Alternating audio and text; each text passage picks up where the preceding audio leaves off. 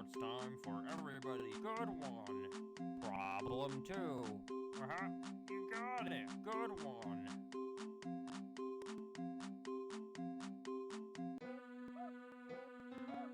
You did great.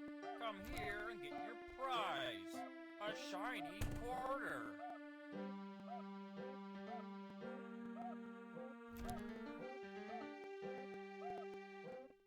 Problem one. Good one.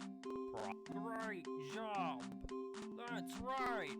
Problem.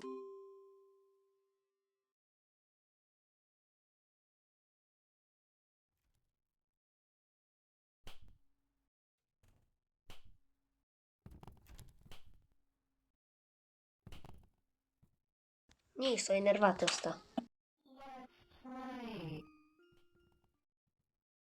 O baș pe mâna. Bă! Nu. În fine, o să vorbesc cu microfonul deschis.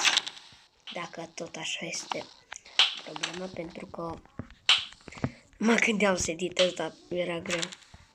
În fine, am plecat de aici. Mă vei după mine că nu știu ce să fac.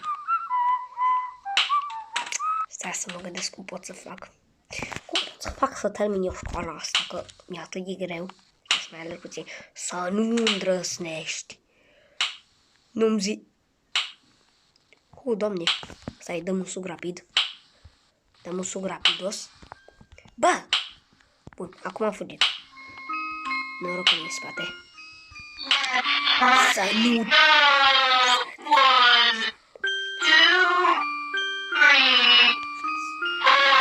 Entering school faculty only rooms in the hall. 15 seconds. Nu, și ce fac acum? Detention for you.